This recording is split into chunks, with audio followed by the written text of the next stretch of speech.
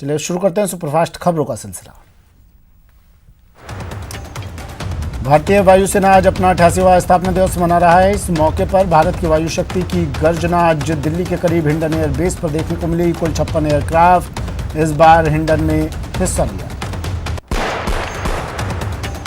Air force day के मौके पर गाजियाबाद के आसमान में राफेल ने अपना दम दिखाया। इसी के साथ Chinook helicopter, Apache helicopter, Globemaster, Sukhoi समेत कई लड़ाकू विमानों ने अपना दम दिखाया।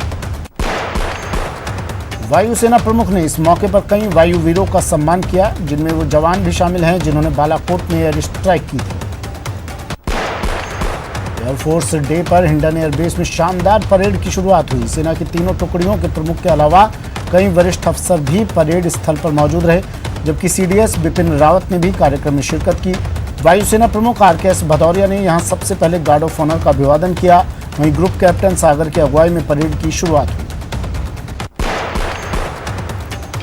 पीएम नरेंद्र मोदी ने कोरोना से लड़ने के लिए आज जन आंदोलन की शुरुआत की। यह अभियान त्योहारों और अर्थव्यवस्था को देखते हुए शुरू किया गया। लोगों को कोरोना से बचाव के लिए प्रोत्साहित करने के उद्देश्य से अभियान शुरू किया गया है। इस आंदोलन में मास्क पहनने, सोशल डिस्टेंसिंग का पालन करने और हाथ की स्वच्छता बनाए रखने समेत कई अहम संदेश दिए गए। कोरोना से जंग में पीएम मोदी ने जीत का मंत्र दिया। मोदी ने ये मंत्र देते हुए कहा, मास्क पहने और 2 गज की दूरी के नियम को अपनाएं। कहा, साथ मिलकर हम वायरस से वॉर जीतेंगे। आरबीआई के पूर्व गवर्नर रघुराम राजन ने मोदी सरकार के आत्मनिर्भर भारत अभियान पर सवाल उठाए हैं। उन्होंने कहा कि सरकार के आत्मनिर्भर भारत अभियान का परिणाम संरक्षणवाद के रूप में नहीं आना चाहिए। साथ ही उन्होंने कहा कि पहले भी इस प्रकार की नीतियां अपनाई गई, लेकिन उसका कोई फायदा नहीं दिखा। राजन ने कहा कि अब तक ये साफ नहीं है कि आखिर सरकार का आत्मनिर्भर भारत से मतलब क्या है। अगर ये उत्पादन के लिए एक परिवेश बनाने को लेकर है, तब ये मेक इन इंडिया पहल की रीब्रांडिंग जैसा ही है। हाथरस कांड के आरोपियों ने जेल से एसपी को चिट्ठी लिखी है। इस चिट्ठी में चारों आरोपियों ने कहा कि वो निर्दोष हैं। घटना के मुख्य आरोपी संदीप ने दावा किया है कि पीड़िता के साथ उसकी दोस्ती थी, जिससे उसका परिवार नाराज था। संदीप के मुताबिक ये पूरा मामला ऑनर किलिंग का है। संदीप ने कहा कि घटना के दिन पीड़िता ने मुझे मिलने के लिए खेत में बुलाया था। जब वहां गया तो पीड़िता के साथ उसकी मां और भाई मौजूद थे। अनलॉक 5 के तहत दिल्ली में 15 अक्टूबर से सभी सिनेमा हॉल 50% सीटों के साथ खुलेंगे। सभी साप्ताहिक बाजारों को भी तत्काल प्रभाव से खोलने के आदेश जारी कर दिए गए हैं। ये छूट सिर्फ कंटेनमेंट जोन के बाहर ही लागू होगी। दिल्ली के मुख्यमंत्री अरविंद केजरीवाल ने ट्वीट कर इसकी जानकारी दी है। सीबीआई के पूर्व निदेशक अश्विनी कुमार ने खुदकुशी कर ली है। वो शिमला में अपने आवास में फंदे से लटके पाए गए। कुमार हिमाचल प्रदेश के डीजीपी, मणिपुर और नागालैंड के राज्यपाल भी रहे हैं। चूरू के भालेरी थाना क्षेत्र के एक गांव की रहने वाली 21 साल की युवती से दुष्कर्म कर वीडियो वायरल करने का मामला सामने आया है। पीड़िता के मुताबिक आरोपी ने चाय में नशीला पदार्थ मिलाकर उसके साथ दुष्कर्म किया और वीडियो बनाकर उसे ब्लैकमेल करने लगा। आरोपी ने पीड़िता को 6 महीने तक अपनी हवस का शिकार बनाता रहा। पीड़िता के बयान पर पुलिस ने घमेरी गांव के रहने वाले राकेश सहारण के खिलाफ मामला दर्ज कराया है। बाड़मेर रेप केस में बड़ा अपडेट सामने आया है। मामले में पुलिस ने गहन तहकीकात करते हुए एक आरोपी को गिरफ्तार कर लिया है। गिरफ्तार किया गया आरोपी गंगाराम भील जैसलमेर का रहने वाला बताया जा रहा है।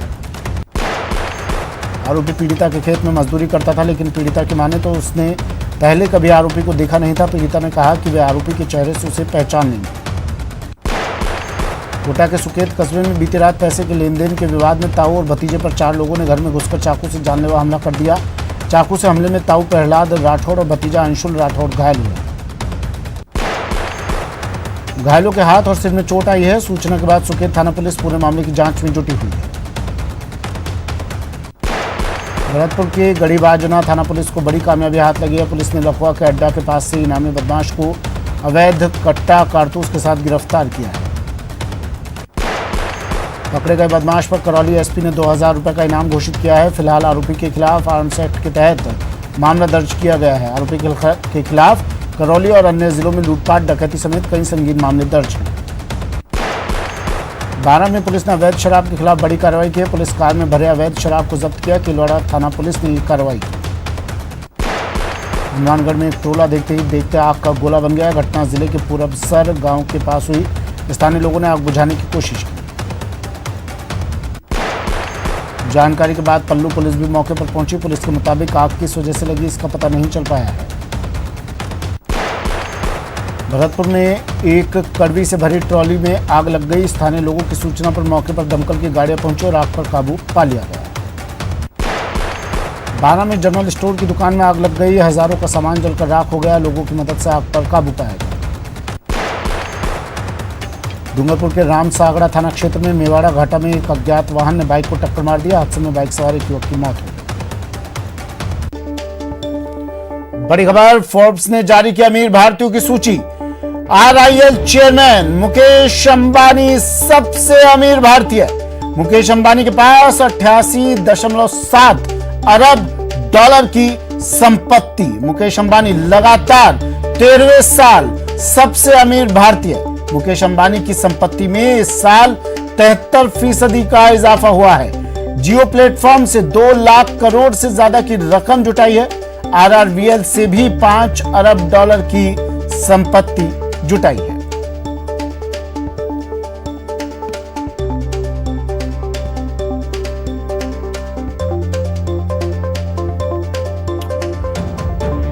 मुकेश अंबानी लगातार 13वें साल सबसे अमीर भारतीय। फोर्ब्स की अमीर भारतीयों की सूची में फिर से मुकेश अंबानी नंबर 1 पर।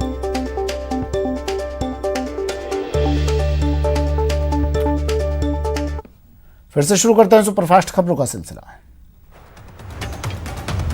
सुप्रीम कोर्ट में राजस्थान निगम चुनाव से जुड़े मामले में सुनवाई हुई। सुप्रीम कोर्ट राजस्थान सरकार से कहा कि पहले निगम चुनाव 1 हफ्ते के अंदर नोटिफाई करवाया गया। सुप्रीम कोर्ट ने राजस्थान सरकार से कहा कि चुनाव की तारीख में बढ़ोतरी के लिए राजस्थान सरकार हाईकोर्ट में याचिका दाखिल करे। सुप्रीम कोर्ट ने फिलहाल हाईकोर्ट के आदेश पर रोक लगाने से इनकार कर दिया। उदयपुर में लक्ष्मी विलास होटल का मामले में तीनों आरोपी आज कोर्ट में पेश होंगे। ज्योत्सना सूरी, आशीष गुहा और कांतिलाल कोर्ट में पेश होंगे। सभी आरोपी सीबीआई की विशेष अदालत में पेश होंगे। आरोपी पेश होकर जमानती मुचल के भरेंगे। पूर्व PCC अध्यक्ष सचिन पायलट आज जयपुर से जोधपुर जाते समय अजमेर के अशोक उद्यान पर रुके, जहां पर कांग्रेसी कार्यकर्ताओं उनके समर्थकों ने उनका जोरदार स्वागत किया। राजस्थान के बाद अब केंद्र सरकार कोरोना पर जागरूकता अभियान चलाएगी। PM नरेंद्र मोदी की पहल के बाद CM अशोक गहलोत ने उनकी तारीफ की। CM ने ट्वीट किया कि अच्छा है कि केंद्र सरकार भी कोरोना के खिलाफ जन जागरूकता अभियान शुरू करने जा रही है। मुख्यमंत्री अशोक गहलोत ने देर रात कानून व्यवस्था की समीक्षा की। CM ने महिलाओं और बालिकाओं सहित समाज के कमजोर वर्गों के खिलाफ होने वाले अपराधों के मामलों में पुलिस को पूरी तत्परता और संवेदनशीलता से कार्रवाई करने के निर्देश दिए। बाड़मेर की गैंगरेप पीड़िता से राजस्व मंत्री हरीश चौधरी अस्पताल में मुलाकात की और पीड़ित परिवार को सरकार के जरिए हर संभव मदद का भरोसा दिलाया।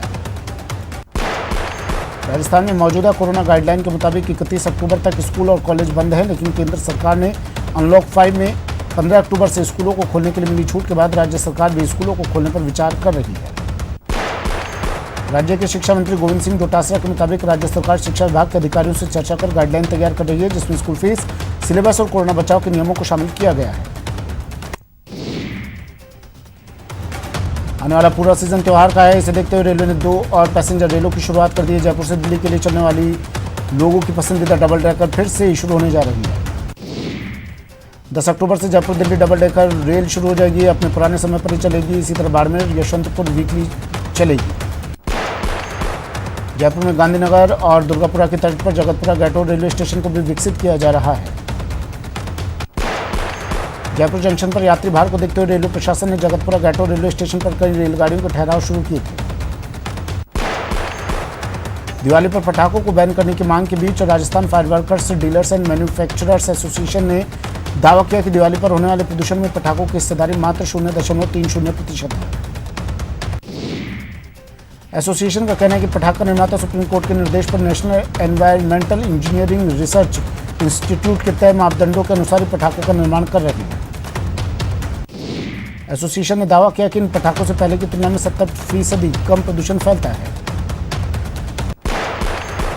पीएम नरेंद्र मोदी ने आपदा को अवसर में बदलने का आह्वान लोगों से किया था, जिसके बाद व्यापार को लेकर कई नए तरीके सामने आए, जिनमें से ऐसा ही एक नया आइडिया जोधपुर से निकला है।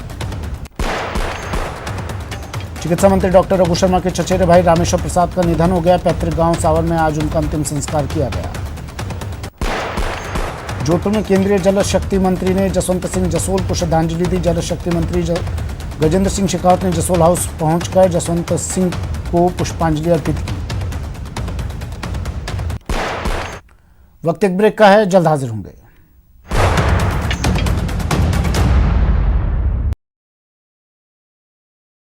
बात अपराध की, अपराधियों की, बात समस्या की, समाधान की, बात होगी हर एक सियासी घमासान की।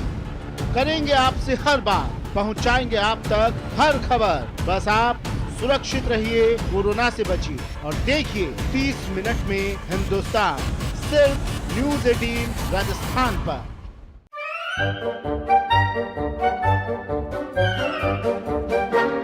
अखबार हुआ ठप, आउटडोर हुआ बेकार, टीवी ही दे रहा है विज्ञापन को तेज रफ्तार। करोड़ों दर्शकों तक न्यूज़ 18 पहुंचाएगा आपका ऐड। न्यूज़ 18 की टीम दमदार बनाएगी आपका ऐड शानदार। जल्दी कीजिए, कहीं छूट ना जाए ये सुनहरा मौका। हमें मेल करके उठा लीजिए बड़ा फायदा। ये स्पेशल ऑफर है अगले 15 दिनों तक। साथ ही मिलेगा हमारी वेबसाइट पर प्रमोशन। आज ही मेल करें adsales@nw18.com पर। न्यूज़ 18 इंडिया, आपका पसंदीदा नेशनल न्यूज चैनल, उपलब्ध है टाटा स्काई के चैनल नंबर 519 और एयरटेल के चैनल नंबर 318 पर। कोरोना की हर खबर देखते रहिए न्यूज़ 18 इंडिया पर। भैया राम राम, नमस्कार। बाहर ना जाना, कुछ बता रहे हैं, कुछ चेता रहे हैं। तो आपने लॉकडाउन के दौरान देखा कि हम क्या कर रहे हैं। कोरोना काल में लोग एक दूसरे को समझा रहे हैं। बड़े ब्रेक के बाद स्वागत है आपका। बड़ी खबर आ रही है अजमेर से। अजमेर में ट्रक ड्राइवर का हंगामा, हरमाड़ा चौराहे पर काटा बवाल। हंगामे के दौरान लंबा जाम यहां लग गया। पुलिस ने कार्रवाई की अब और ट्रक ड्राइवर को हिरासत में ले लिया। अजमेर के किशनगढ़ हरमाड़ा चौराहे पर एक ट्रक चालक की लापरवाही से लंबा जाम लग गया। मौके पर गांधीनगर थाना पुलिस पहुंची और गांधीनगर थाना पुलिस ने चालक से मारपीट कर दी, जिसके बाद विवाद और बढ़ गया और ट्रक चालक ने भी पुलिसकर्मी का गिरेबान पकड़ लिया, जिसके बाद चालक की मौके पर जमकर धुनाई की गई। इसके चलते वहां भीड़ जुट गई और पुलिस ने उस भीड़ को खदेड़ा और ट्रक ड्राइवर को शांति भंग करने के आरोप में गिरफ्तार कर लिया। अभिजीत दवे अजमेर से मेरे सहयोगी फोन लाइन पर जुड़ गए हैं। अभिजीत, क्या ये पूरा मामला है? पुलिस कर्मियों ने इस ट्रक ड्राइवर को पीटा, फिर इसने गिरेबान पकड़ा, क्या मामला है पूरा? देख,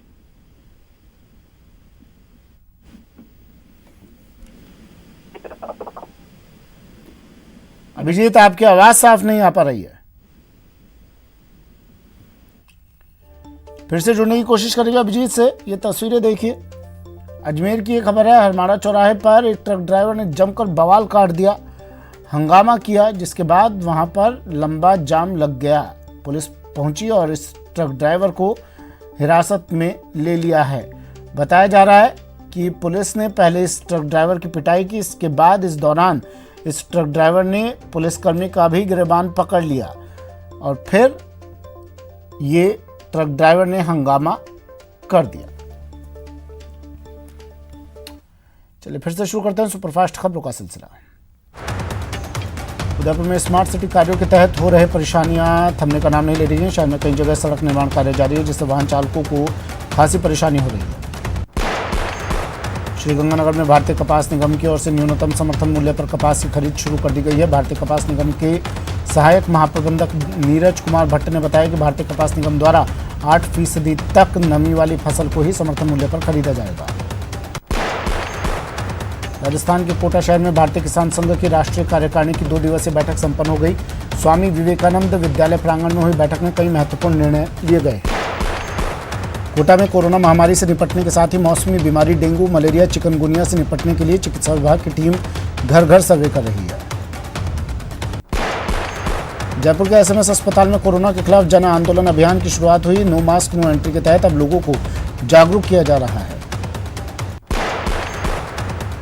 श्रीगंगानगर जिला कलेक्ट्रेट सभागार में जल संसाधन विभाग की ओर से गंगा नहर जल वितरण समिति की बैठक हुई। बैठक में आगामी दिनों में प्रस्तावित नहरबंदी के दौरान पेयजल की व्यवस्था बनाए रखने और साथ ही नहरबंदी के दौरान फसलों को आवश्यक सिंचाई पानी की आपूर्ति को लेकर चर्चा हुई। कोटा नगर विकास न्यास के अतिक्रमण निरोधक दस्ते ने कुन्हाड़ी बालिता इलाके में अतिक्रमण के खिलाफ कार्रवाई को अंजाम दिया। वहीं अतिक्रमण निरोधक दस्ते ने कुन्हाड़ी थाना पुलिस के जाब्ते का सहयोग किया। श्रीगंगानगर नगर परिषद के सफाई कर्मियों ने नगर परिषद में प्रदर्शन किया और 350 रुपये की दिहाड़ी मजदूरी दिलवाने की मांग की। श्रीगंगानगर के इंदुमल कोट मार्ग पर स्थित कॉलोनी वासियों ने बिजली, पानी, सड़क और नालियों की मांग को लेकर कलेक्ट्रेट पर प्रदर्शन किया और कलेक्टर को ज्ञापन सौंपा। श्रीगंगानगर कलेक्ट्रेट सभागार में जल संसाधन विभाग और गंगा नहर जल वितरण समिति की बैठक हुई। बैठक में प्रस्तावित नहरबंदी के दौरान पेयजल की व्यवस्था बनाए रखने और सिंचाई को लेकर चर्चा हुई। बुधवार को महिला एवं बाल विकास विभाग ने वीडियो कॉन्फ्रेंसिंग के जरिए बैठक की। इस बैठक में अक्टूबर में चलाए जाने वाले पोषण माह की तैयारियों को लेकर चर्चा हुई। अलवर में स्कीम नंबर 10 में लोग इन दिनों एक आवारा गाय के आतंक से परेशान हैं। ये गाय आने जाने वाले लोगों को सींग मारकर घायल कर रही है। कोटा के कनवास उपखंड प्रशासन ने 51.5 बीघा सरकारी जमीन अतिक्रमण से मुक्त करवाई है। एसडीएम राजेश डागा के मुताबिक मांडूहेड़ा गांव में 43 बीघा चारागाह भूमि, मांडूहेड़ा के प्राथमिक विद्यालय के 4.5 बीघा खेल मैदान की भूमि और कांकड़ की 4 बीघा रास्ते की भूमि से जेसीबी मशीन की मदद से अतिक्रमण हटाया गया। चूरू जिले के राजगढ़ थाने में कार्यरत हेड कांस्टेबल शीशराम का उनके पैतृक गांव भामू कबास में राजकीय सम्मान से अंतिम संस्कार किया गया। देश में पिछले 24 घंटों में 78,524 नए कोरोना मामले दर्ज किए गए और 83,011 मरीज ठीक भी हुए हैं। देश में अब कुल कोरोना संक्रमितों की संख्या 68,35,000 के पार हो गई है। मगोदरा में 24 घंटे में 2,151 नए केस आए, जबकि 16 मरीजों की मौत हुई। वहीं 2,000 से ज्यादा मरीज रिकवर भी हुए हैं। प्रदेश में कुल मरीजों का आंकड़ा 1,50,000 के पार पहुंच गया है, जबकि अब तक 1,590 लोगों ने जान गंवाई है। कोटा में कोरोना से एक और मरीज की मौत हो गई। देर रात को बुजुर्ग मरीज ने कोविड अस्पताल में इलाज के दौरान दम तोड़ दिया। कोटा में कोरोना की जांच करवाने वालों का आंकड़ा 2 लाख के पार पहुंच गया है। 2,01,535 मरीजों के अब तक कोरोना की जांच के लिए सैंपल लिए गए हैं। सीकर सांसद सुमेधानंद सरस्वती की तीसरी कोरोना रिपोर्ट नेगेटिव आई है। सांसद कार्यालय से मिली जानकारी के अनुसार सांसद सुमेधानंद सरस्वती आगामी कुछ दिनों तक अपने आश्रम में ही स्वास्थ्य लाभ लेंगे। सीकर में बुधवार को कोरोना के 64 नए पॉजिटिव केस सामने आए। सीकर सीएमएचओ डॉक्टर अजय चौधरी ने जानकारी दी। बताया कि सीकर जिले में कोरोना पॉजिटिव की कुल संख्या बढ़कर 4,846 हो गई है। श्रीगंगानगर वैश्विक महामारी कोरोना अब श्रीगंगानगर में भी लगातार पैर पसार रही है। श्रीगंगानगर जिले में कोरोना के 33 नए मामले सामने आए और इस तरह श्रीगंगानगर जिले में कोरोना संक्रमितों की संख्या बढ़कर 1,863 पर पहुंच गई है। कोटा में 37 और मरीजों की जांच रिपोर्ट पॉजिटिव आई है। जिले में कोरोना पॉजिटिव का आंकड़ा 8,900 के पार पहुंच गया है। कोटा में प्लाज्मा डोनेट का कारनामा बढ़ता जा रहा है। सिंदरपाल सिंह और नरेंद्र गुप्ता नाम के 2 लोगों ने प्लाज्मा डोनेट कर समाज के लिए एक मिसाल पेश की है। कोटा में कोरोना जागरूकता अभियान के तहत चिकित्सा विभाग की टीमों ने शहर में 2,500 मास्क वितरित किए हैं। सीकर नगर परिषद के आयुक्त श्रवण कुमार विश्नोई के कोरोना पॉजिटिव पाए जाने के बाद चिकित्सा विभाग में हड़कंप मचा हुआ है। सीकर में कृषि उपज मंडी में फल सब्जी थोक विक्रेता संघ की ओर से कोरोना को लेकर कार्यक्रम आयोजित किया गया। कोचिंग सिटी कोटा में भी हर व्यक्ति तक मास्क पहुंचाने का अभियान लगातार जोर पकड़ रहा है। कोटा में कोरोना जन जागरण अभियान के तहत बोरखेड़ा थाना पुलिस की टीम ने सड़क पर वाहन चालकों को रोक कर मास्क वितरित किए। जैसलमेर अस्पताल में मरीजों को सुचारू रूप से आईसीयू सेवाएं मिलने लगी हैं, जिससे मरीजों की चिकित्सा सेवाएं संबंधित प्रबंधन तंत्र को मजबूती मिली है। श्रीगंगानगर में नो मास्क नो एंट्री जन जागरूकता अभियान के तहत बिना मास्क घूम रहे लोगों को मास्क वितरित किए गए। भरतपुर के कामा कस्बे में कलेक्टर और जिला शिक्षा अधिकारियों ने बाजारों और मोहल्लों में जाकर लोगों को कोरोना के प्रति जागरूक किया। अग्नि नगर निगम की ओर से सैनिटाइजेशन अभियान की शुरुआत हुई। बांका के भंडारी टोला में 2 पक्षों में भीषण बमबारी, खेत में पटवन को लेकर चला बम, एक घायल। जमुई के सिकंदरा में पेड़ से बांधकर एक युवक के साथ मारपीट, काम से इनकार करने पर दबंगों ने पीटा। किशनगंज में फरिंगोला चेक पोस्ट पर एक कार से 3,34,000 रुपये बरामद किए गए। रांची में कई इलाकों के पीएलएफआई के 12 नक्सली गिरफ्तार किए गए हैं। हथियारों कारतूस भी इनके पास से जब्त किए गए। जामताड़ा के नारायणपुर में 4 युवकों का अपहरण किया गया। अपहर्ताओं ने 80 लाख की फिरौती मांगी थी। जामताड़ा के नारायणपुर से अगवा किए गए 4 युवकों को अपहर्ताओं ने रिहा कर दिया। पुलिस दबिश के कारण अपहर्ता भागे। जमशेदपुर में दोस्तों ने लड़की की इज्जत लूटी। गैंगरेप के बाद जंगल में छोड़ा। अब तक आरोपियों की गिरफ्तारी नहीं। वैशाली के गोरौल में चलती कार में लगी आग। मुजफ्फरपुर से हाजीपुर की और ये कार जा रही थी। औरंगाबाद में बैंक से पैसा निकालकर जा रहे एक शख्स से 1,60,000 रुपए की लूट की गई। पटना की फतवा पुलिस ने लुटेरा गिरोह के 6 सदस्यों को गिरफ्तार कर लिया। एक देशी कट्टा और 2 जिंदा कारतूस भी बरामद। हाजीपुर में गैस रिसाव से घर में आग लग गई। फायर ब्रिगेड की टीम ने आग पर काबू पा लिया। फिलहाल इतना ही, दीजिए इजाजत, नमस्कार।